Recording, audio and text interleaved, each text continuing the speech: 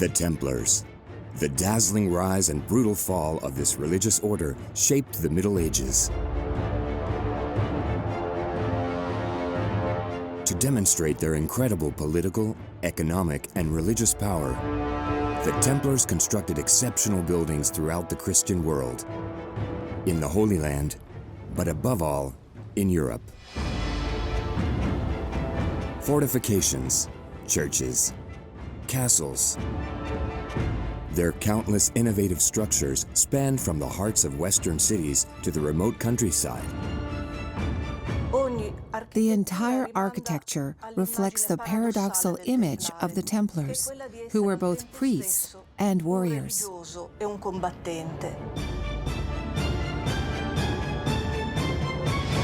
Nearly 1,000 years later, these structures stand in testimony to the Templars' incredible construction skills. What avant-garde military techniques did they build into their massive fortresses in Spain and Portugal? The Tomar glacis is a slope that enables to keep enemies from sapping the fortress. The castles were built with siege engines in mind. In London, what sacred form inspired the Temple Church, a jewel of religious architecture? By building this, you recreate the shape, and clearly, in some sense, you recreate the sanctity of the sepulchre. In Paris, they built a small independent city, an impressive wall, and a monumental keep. All have disappeared without a trace. The famous Temple Keep was an extremely powerful and symbolic monument. It was simply massive. Why did they build this impressive structure in one of the most remote parts of France? It's quite an exceptional site because it gives a good idea of what a fortified commandery might have looked like in the 13th century. Through the latest archaeological research, spectacular 3D reconstructions, and interviews with leading international experts, we're about to reveal the secrets of the Templars' constructions, whose stones still attest to their incredible power.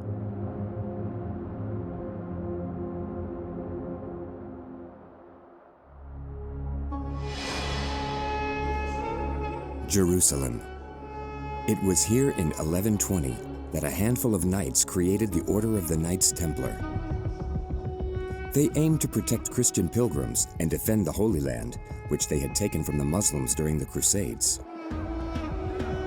The militia quickly became very powerful, thanks to support from kings, nobles, and the Pope.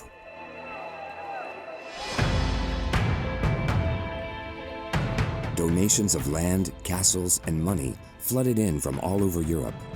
And within a few decades, the Knights Templar found themselves in possession of significant assets. They were constantly adding to their holdings, covering the Western world with military and religious buildings, all symbols of their power. Today, the most stunning remains of this massive undertaking can be found on the Iberian Peninsula, notably in the form of a series of emblematic fortifications.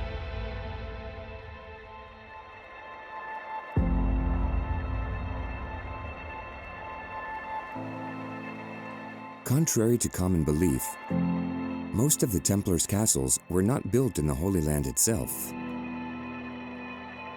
but rather 3,000 kilometers away, in Spain and Portugal, where they erected nearly 80 castles.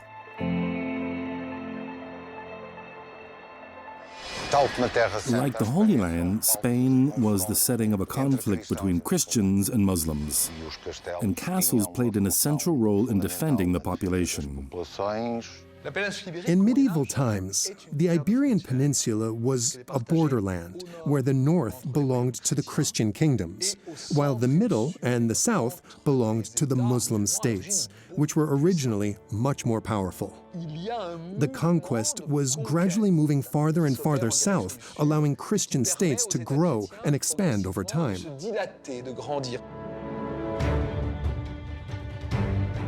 The Templar fortresses contributed to this movement by helping Christian kings consolidate the lands they had conquered. In the Templar province of Portugal, the arrival of Gualdim País in 1156 marked the start of a new era in military construction. Ha combattuto per 5 anni in Terra Santa. He spent 5 years fighting all across the Holy Land, where he had the opportunity to learn about the techniques used by the Muslims and the Crusaders. Dei musulmani che quelli appunto dei crociati. Poi tornato maestro del tempio. When he returned as the temple master of the province of Portugal, he began to introduce all manner of military and architectural innovations. Through an unprecedented construction program, he created a spectacular, unparalleled network of castles. It is in Tomar, the seat of the Templar province of Portugal, that the most impressive example of these fortifications can be found.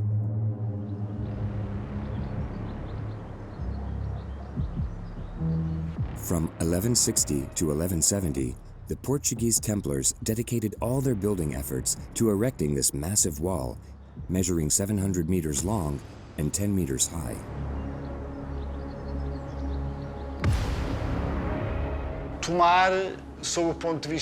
From a military perspective, Tomar became the Templars' most important fortification because of a series of military structures that were relatively new to the territory of Portugal.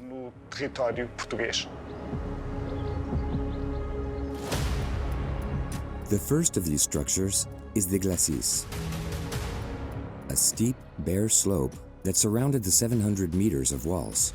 The glacis of Tomar Castle is really immense. It surrounds the entire structure, the whole castle, and it's extremely high. The result of a colossal construction site, it's the largest Templar glacis in Portugal. This large crown of stone, measuring 7 to 8 meters high and just as wide, provides highly effective protection against siege engines. When the Templars came into contact with the Latin East, they discovered that the Muslim powers had developed a highly sophisticated technique of sapping and mining. This technique consisted of digging a ditch protected by wooden logs all the way up to the enemy fortress. Next, they would make holes in the foundations to cause the walls to collapse, then penetrate through the breach. The slope and the perfectly interlocking stones of the glacis reinforced the stability of the walls and prevented attackers from reaching the foundations. Moreover, it guarded against any possibility for the enemies to take shelter from arrows or to approach the wall with siege engines capable of destroying the walls. It also put defenders in a better position to protect themselves by hurling projectiles that would ricochet down the slope and hit the attackers.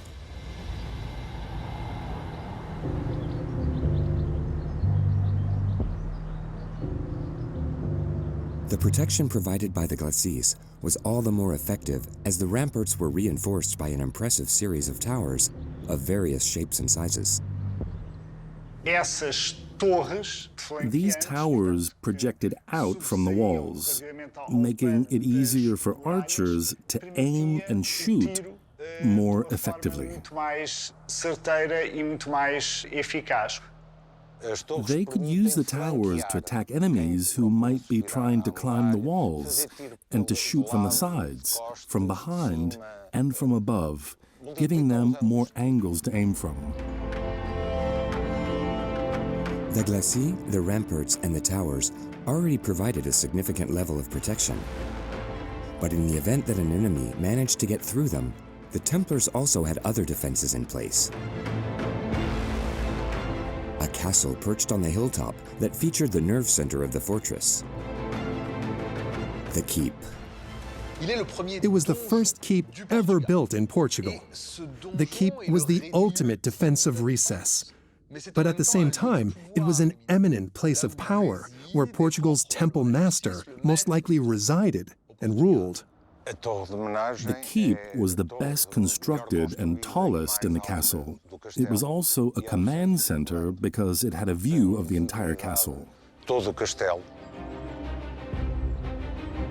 4 stories and over 20 meters tall, the keep was designed to withstand even the most determined attackers. Its location overlooking the rest of the castle meant that it could defend not only the sides of the castle, but also the entrances in the inner bailey. The absence of windows or doors on the ground level meant there were no weak points for enemy attackers. In the case of an attack, they'd remove the ladder from the door, which was elevated high off the ground and therefore difficult to reach. The top of the main tower was reinforced by a wooden structure called a hoarding, which was supported by notches carved into the stones of the keep.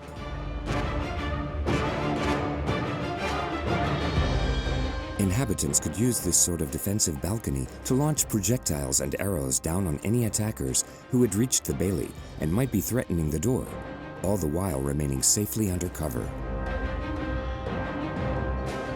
The keep's sophisticated design was another innovation brought back from the Holy Land, the result of a surprising process of military acculturation between East and West.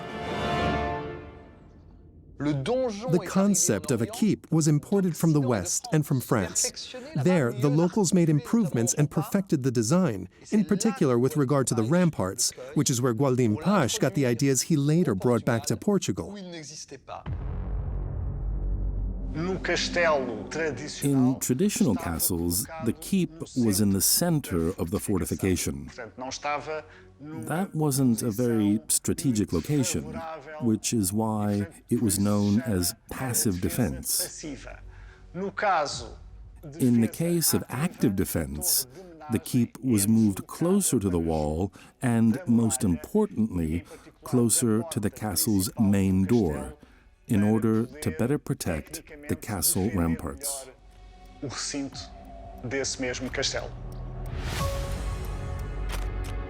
All these innovations proved to be extremely effective when the powerful Almohad army attacked the fortress in 1190.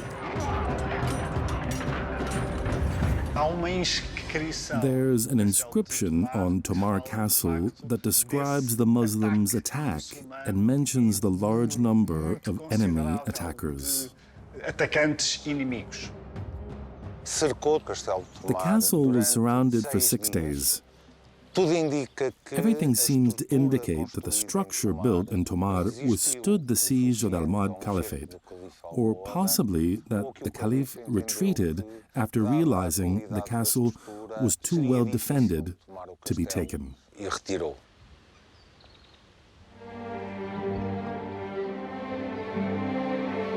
5 years after this final battle, Gualdim País died at the impressive age of 75, and his body was buried in the church of Santa Maria do Olival de Tomar, the pantheon of the Portuguese Knights Templar.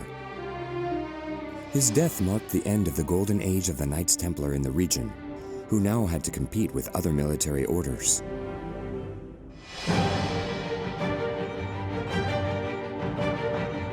Surprisingly, 800 years later, it's not the military part that holds the most fascination for visitors, but rather the religious part, thanks to another impressive Templar construction, the church, which was built between the 12th and the 13th century.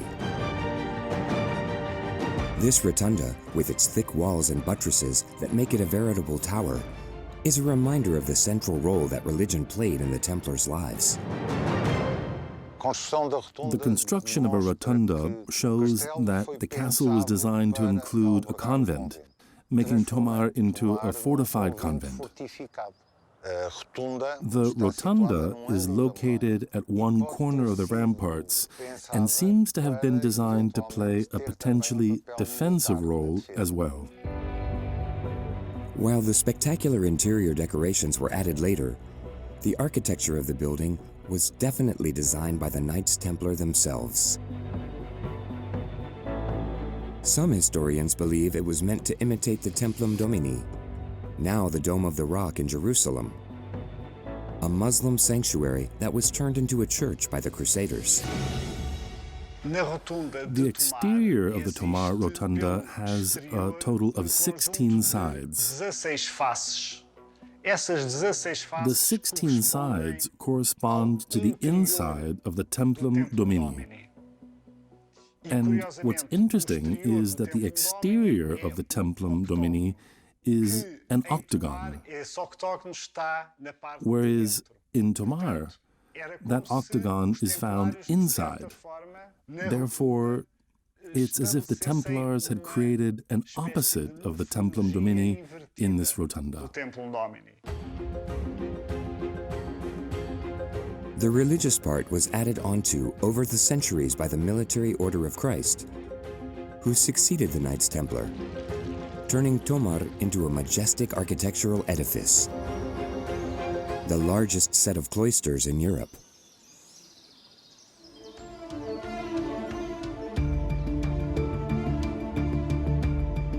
At the other end of the Iberian Peninsula, some 800 kilometers away in Catalonia, and in the mid-12th century, the Templars built another one of their most iconic fortresses, Miravet Castle.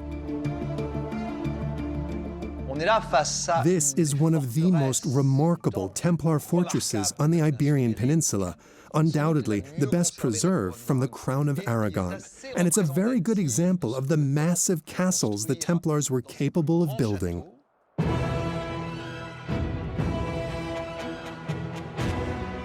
Built on the top of a towering rocky outcropping, this massive fortress demonstrates the strategic importance of the location. Standing on the Muslim border, Miravet was both a war zone and one of the most important Templar centers in the region, as well as a decisive control point for the river that flows at its base.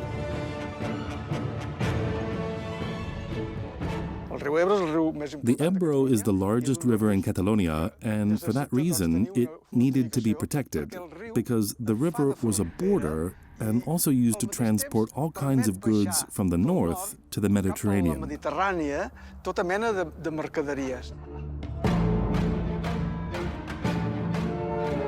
For protection, this Templar site features a double wall that goes almost all the way down to the river.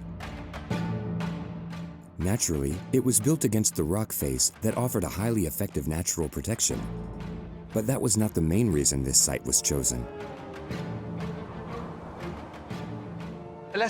What makes Miravet unique is that it was the site of a contemporary Muslim castle called a hisn that the Templars received as a gift from the King of Aragon.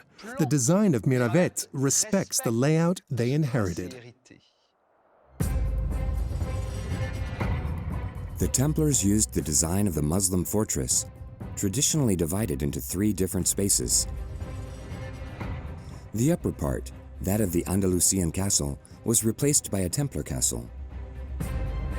The lower courtyard, where the Muslim population sought refuge in case of danger, was also preserved, as can be seen in the remains of the walls. Finally, the Muslim residential quarter was preserved throughout the Templar period, but has since disappeared. Miravet, like Tomar in Portugal, is a testimony to a unique architectural style born of the conflict between Christians and Muslims. Historians long questioned which parts were actually built by the Templars, until the archaeological dig that took place in 2010.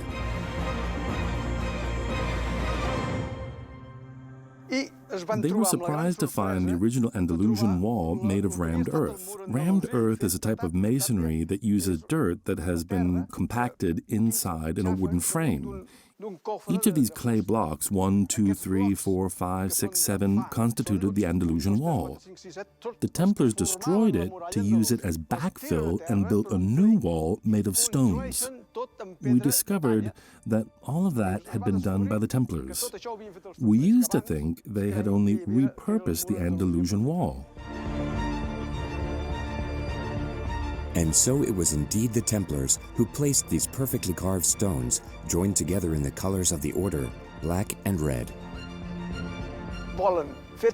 They wanted to raise the Andalusian constructions to build new ones out of stone because stone was a harder, more noble material, so it was meant to represent the new feudal power in Miravet.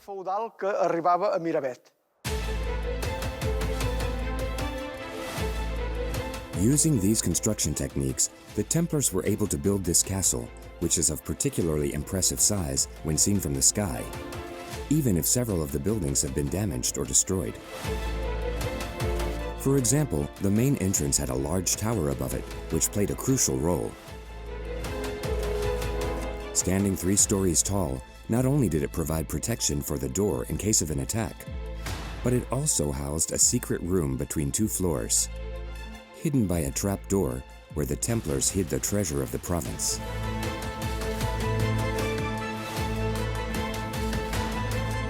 The upper wall of the castle is perfectly preserved. This soaring stone structure, 27 meters tall and measuring up to 5 meters thick in some places, protected the only side of the fortress that did not have a natural defense.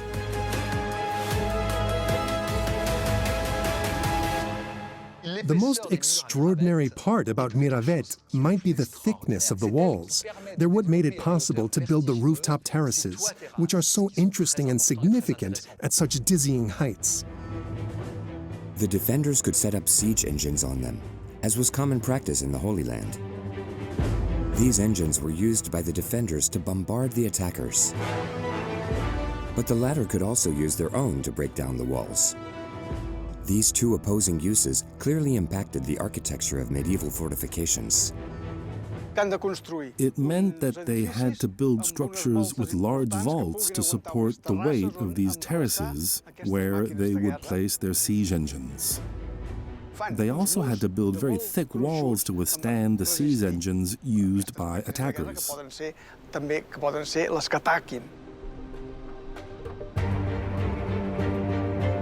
But over the course of its history, Miravet was never attacked by the Muslims, and the Templars focused on their mission to populate and exploit the vast territories around them, along with their daily religious life. Miravet's architecture serves as a reminder of just how much the brothers' days were structured by prayer. We can see many elements of the Templars' religious and community life. For example, there's a very large refectory where the Templars ate together in silence while listening to someone read the scriptures. The Templar castle is like a convent. There was a chapel 22 meters long and 8 meters wide, which they could access from the refectory via a gallery that acted as a cloister.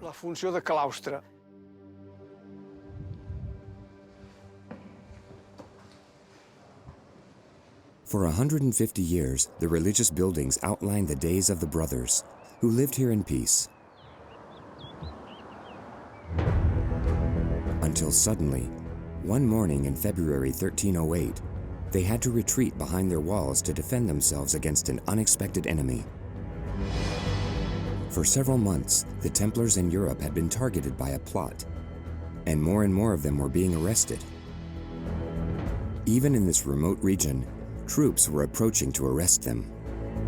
It's paradoxical that a castle built to defend the border with the Muslims became a place of refuge where the Knights Templar from all over the country sought protection from the king.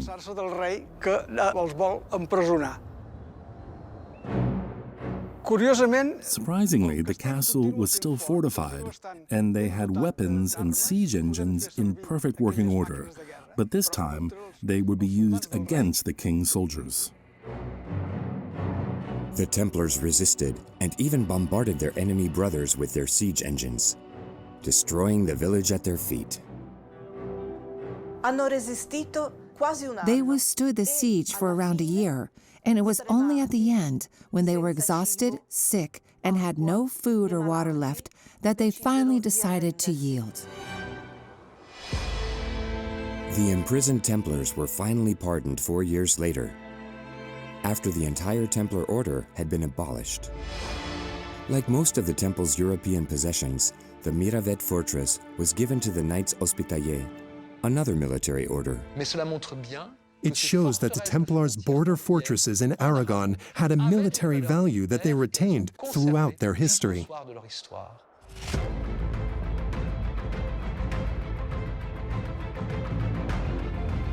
But the Templars didn't just build fortifications in remote battle zones to defend new territories. They also fought for prestige and power in cities. Approximately 1,000 kilometers from Miravet, in the heart of Europe, the order had an essential hub, Paris, the seat of the Templar province in France. The province of France in the west was probably the largest, most important, and undoubtedly the richest province in the order. As a result, the architecture of the Parisian commandery was uniquely symbolic and ostentatious. Surprisingly, historians don't know much about the Paris Temple, which had been studied very little and whose impressive buildings no longer stand today. But using brand new 3D reconstructions, we're about to show you how the temple complex was built, complete with an impressive wall surrounding numerous buildings and 2 powerful towers. The Templars, whose main headquarters were in Jerusalem in the Holy Land, had to display just how important they were in their primary location in Western Europe. That's why they built an imposing complex, the size of which was unrivaled anywhere in Europe. It all started with the lightning-fast establishment of a sizable presence in medieval Paris, which was much smaller than the Paris of today. Thanks to significant donations, later complemented by clever acquisitions, within 20 years, they became the second largest landowners in Paris, trailing only the mighty bishop. Nel giro di 170 anni, In 170 years, the Templars managed to take possession of 1/10 of the city of Paris, a sign of their amazingly fast and impressive rise to power. By the 1140s, they owned properties in the heart of the city on both banks of the Seine. Donations flooded in, from houses to mills and even ports. The way the Templars settled in the city was very well thought out. They tried to establish ties with the powers that be, notably the king, but also to use their assets to their best economic advantage. For example, the port played a very important role. They used it to transport supplies to the capital from their properties outside of Paris. Over time, as the medieval city filled up, they expanded onto the agricultural lands outside its border. First, they built the walls around the temple. Then they founded the Villeneuve de Temple, where the famous Marais neighborhood stands today. They were the ones who designed the grid system of the streets. They created a whole new city there. The network created by the temples is still visible today.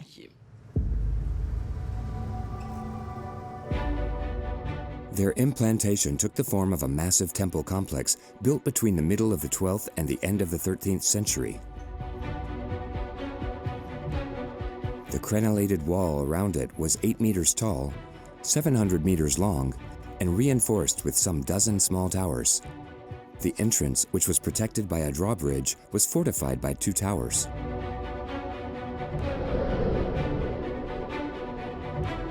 Inside this surrounding wall were a number of buildings, starting with a church with a round nave and an immense choir nearly 40 meters long and 20 meters tall. It was joined by an impressive cloister, a chapel, living quarters for the brothers, a hospital, a farm, and even a prison. But most importantly, the complex was dominated by 2 imposing towers. The first was built in the second half of the 12th century. Caesar's Tower was an impressive sight.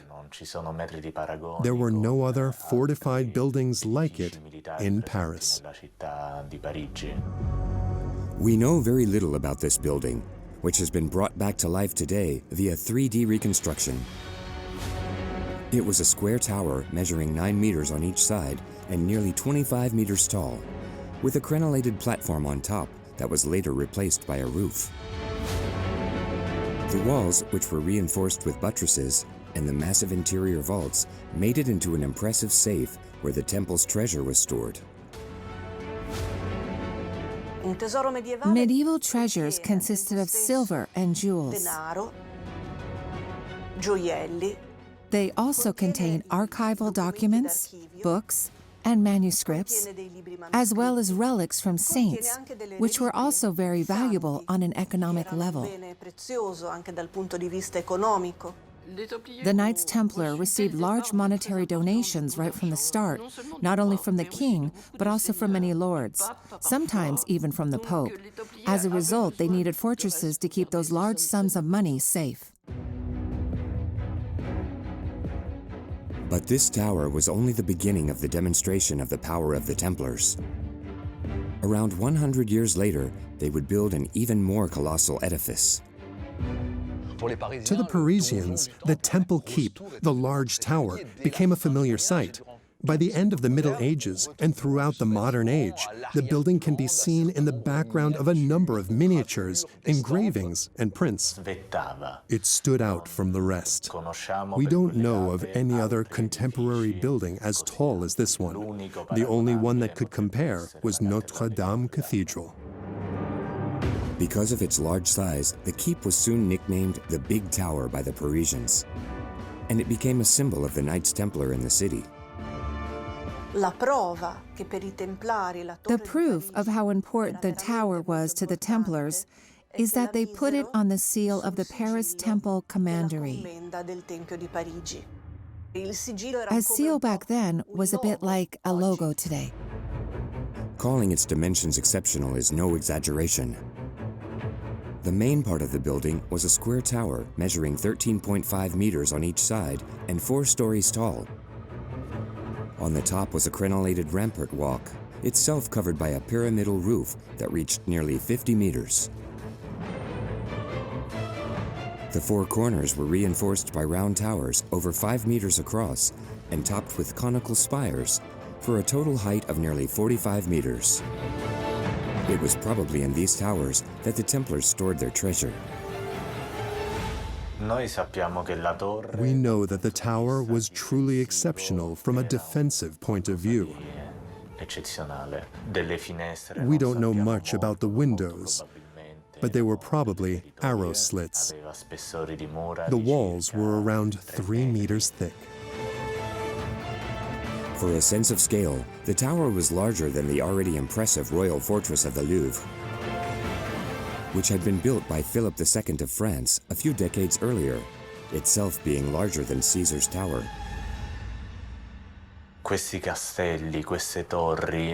These castles and towers were a representation of the power of the people who owned and lived inside them. In the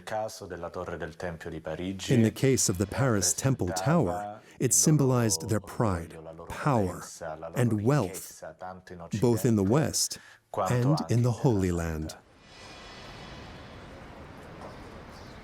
So how can one explain that these monumental edifices built by the Templars simply disappeared off the map of the French capital? The Paris Temple was marked by 2 twists of fate. In just a few years, everything changed. The arrest warrant for the Templars of the Kingdom of France, which was issued on the morning of Friday, October 13th in 1307, went into effect for Paris and the rest of the kingdom at the same time. More than 100 brothers were captured inside the temple. These arrests were followed by the torture and by the death of many Templars, often in prison. The fate of the Paris Temple was tied to the disappearance of the order in 1312 and the death of its last master, Jacques de Molay, who was burned at the stake on May 11, 1314. The second twist of fate came 500 years later, when Napoleon ordered the Tower of the Temple to be destroyed. It had been used to imprison the royal family during the Revolution, and he feared that royalists would turn it into a pilgrimage site. The rest of the buildings inside the enclosure were razed over the course of the 19th century. But the building power of the Knights Templar wasn't solely expressed through these large-scale constructions. It also shaped, each day on a local and rural scale, buildings, churches, villages, and territories all over Europe.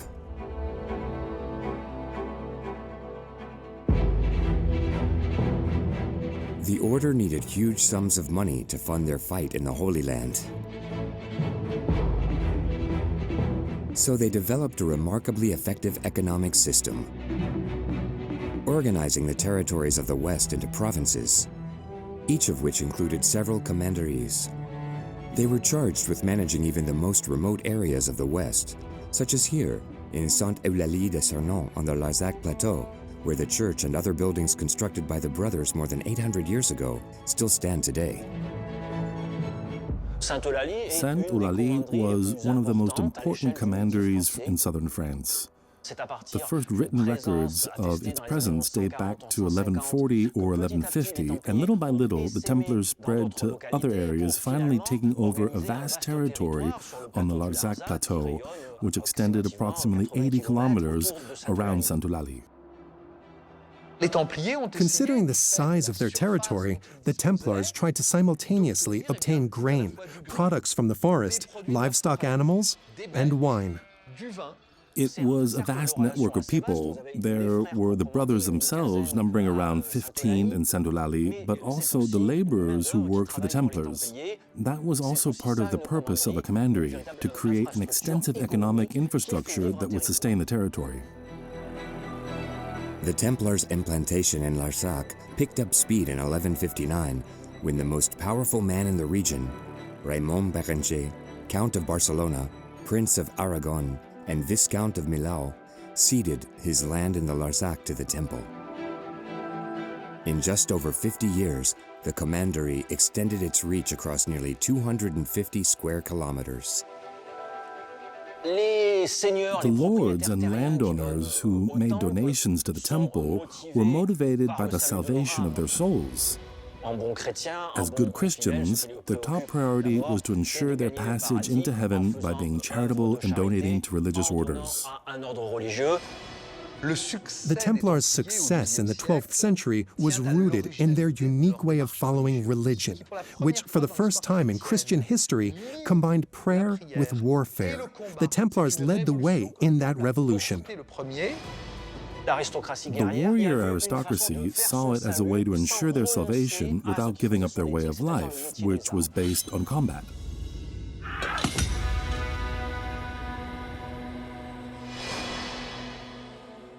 It was this religious fervor that enabled the Templars to move into La Couvertoirade, 25 kilometers from Sainte-Eulalie de Cernon in the late 1100s. The local lord gave his land to them out of love for God and to atone for his sins.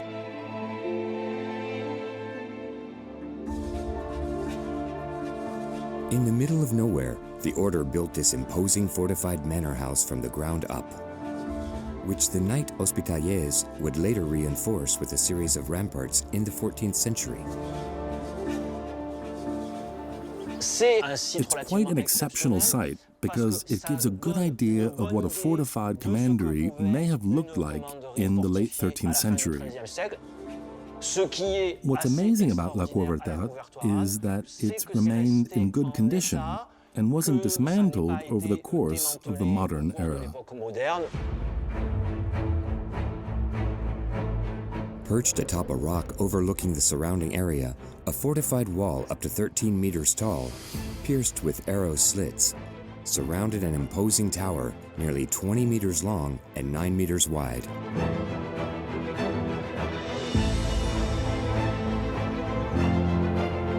The Templars went to great length to erect this building, even though it was probably inhabited by just 2 or 3 brothers. They built the castle into the rock with a lot of care. The laborers who worked here at La Couvertoirade built their walls out of stones that had been carefully carved and assembled them using very hard mortar. They wanted it to be really strong and durable. The ability to build a structure like this implies considerable financial means, as well as a network of connections, meaning the ability to attract master craftsmen and workers who are qualified to build a structure like this. In the late 13th century, the castle was even more impressive than it is today. The keep was probably 2 stories higher, and the large surrounding wall, which has been partially destroyed today, was preceded by a first wall built a few decades earlier.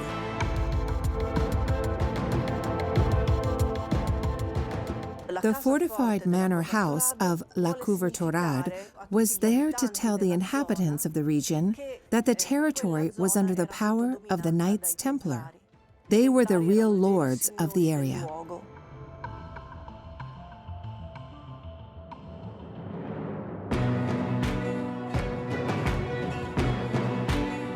Yet the Templars' power in the region was primarily expressed by the way they extended its reach on the neighboring territories further and further with each passing day. In order to produce the wealth they needed to defend the Holy Land, the brothers were constantly striving to develop their economic activity on a local scale. The Larzac, a gigantic plateau covering almost 1,000 square kilometers at 800 meters of elevation, was eventually owned almost exclusively by the Knights Templar. Their primary source of income was livestock farming, and they were undoubtedly doing it on a much larger scale than the local lords. By the end of the 13th century, they had thousands of animals, which was considerable.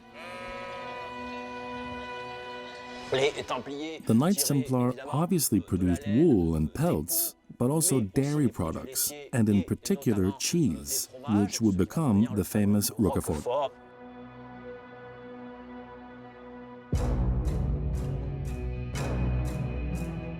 Here, as elsewhere, the brothers showed extraordinary management skills, constantly dealing in properties in order to keep adding to their already extensive holdings. The brothers bought, traded, and sold land, properties, and rights to rationalize and organize the space so as to optimize the efficiency of their production. Through the structures they built and the land they managed, the implantation of the Templars in the Larzac demonstrates the ideological and strategic strength deployed by the Knights Templar to achieve their goal, even in the most rural parts of Europe. A rural Templar at La Couvertorade was well aware that he was 100% Templar, just as much as the Templars who were leading the fight in the Holy Land. From a commandery deep in the Roeg, the Templars were in a position to send a number of things to the Holy Land via large Mediterranean ports such as Marseille, namely supplies and even money.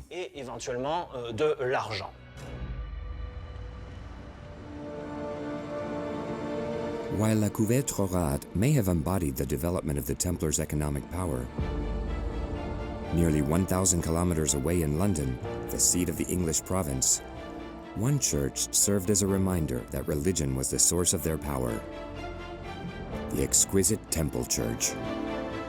When it was new, this would have been the height of the newest fashion. The architects built what is the first Gothic building built in England. It would have been, by that very fact, a real statement of the Templars' arrival. Around 1160, just outside London, the Templars constructed a set of buildings covering a vast terrain, reflecting their rising power.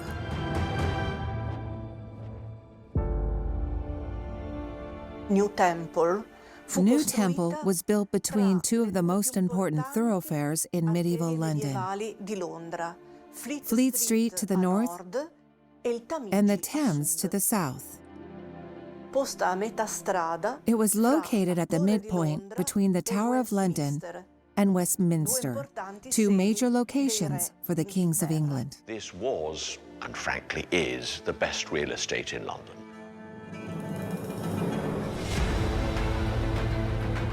Leaving the city and entering the Temple Church nearby is a trip back in time. The church is a symbol of medieval London. It was almost destroyed by German bombs during World War II. But fortunately, the numerous visual representations of the famous building allowed to rebuild it identically.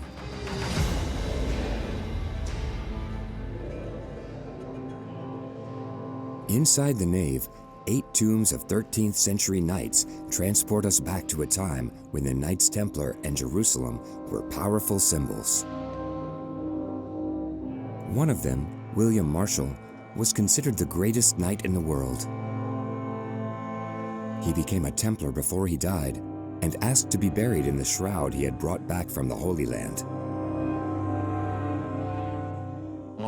In England, like in France and the rest of Latin Christianity, Jerusalem was considered the center of the world. Jerusalem was the top priority for all Christians at the time. Everything in the Temple Church evokes the importance of Jerusalem, and more specifically the city's most iconic monument, the Church of the Holy Sepulchre. Christians believe it contains the tomb of Christ. To the Templars, it was so essential that they used it as the basis for the architectural design for their church in London. To the medieval Christian mind, it simply was the most sacred place on earth. And by building this, you recreate the shape, and clearly, in some sense, you recreate the sanctity of the sepulchre.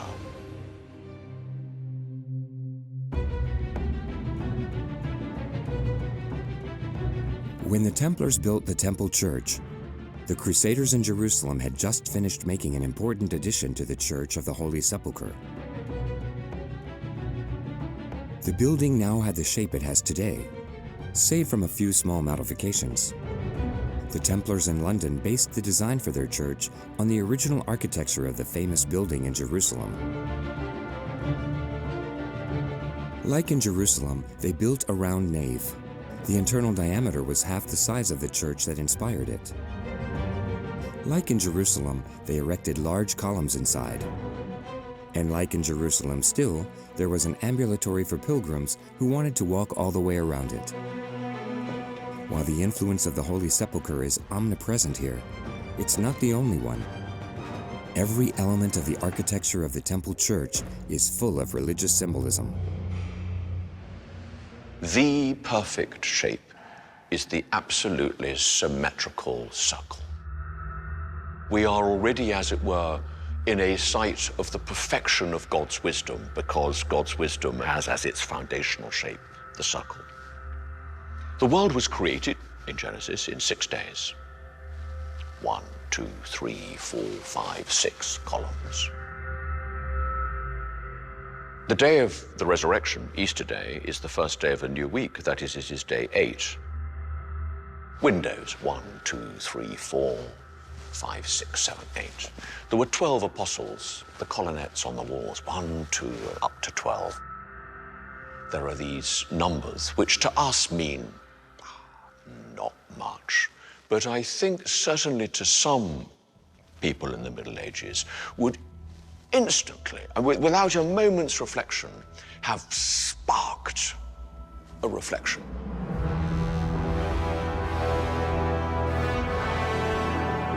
Yet in addition to religion, the architectural choices made by the Knights Templar were also intended to send a political message to the world. Visiting kings, nobles, dignitaries would be brought here. They were central to the military, political, diplomatic life of Europe. And this was, as well as being a place of devotion, a place of enormous diplomatic importance. Many different details attest to the church's prestige. The refinement of the sculptured figures, some of which still have their original colors, the wide variety of capitals finishing the columns, and the use of Purbeck marble, a noble stone with a mysterious black finish. This is clearly a statement of power, of grandeur, and it's an expensive building. This abundance of means contrasted with the standards of the Templars' religious constructions. À Londres, à Paris, In London, Paris, and Tomar, the Templars built round churches, but those were special circumstances. They were large sites, places of power located in the heart of 3 Templar provinces. In most locations, the buildings were rectangular and had very simple shapes borrowed from local and regional traditions. This strategy of influence had a lasting effect. At the turn of the 13th century, the Knights Templar were at the peak of their power on the English stage, holding many key positions under the ruling king. This closeness led to the construction of another majestic part of the edifice, the choir. From the early 1230s to the early 1240s, this was the Knight Templars' largest undertaking on the English temple since building the rotunda. The choir was built because of King Henry III's decision in 1231 to be buried in the temple, which inspired him to give the church substantial funds to take on this extravagant project. While the architect made sure not to exceed the size of the rotunda in height or width, so as not to overshadow its powerful symbolism, he nevertheless managed to deliver a building at the cutting edge of architectural techniques of the time. The most characteristic thing about such hall churches is that the side aisles are as high as the central aisle, so you can have these enormous windows on both sides, flooding the whole building with light. And by this stage, the Gothic architect had really, really mastered his art. Unfortunately for the Templars, the king finally decided to be buried in Westminster Abbey, leaving the rest of the cost to the religious order. 800 years after it was built, the church continues on as it did in the time of the Templars, or almost. Robin Griffith-Jones, the temple master, brings this unique church back to life every day. To work in this place and to live in the temple as well is to be daily moved by the simple beauty of this church and by its significance. To imagine being in Jerusalem on a morning like this as the sun shines and the effigies lie here and the church is quiet and beautiful, yes, I do. You're right, I love it.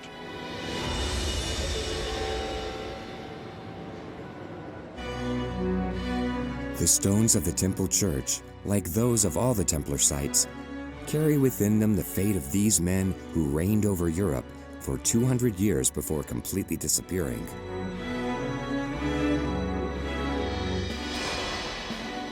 These deeply religious men and skilled builders, clever managers, and political strategists left behind architecture that is as bold and powerful as they once were.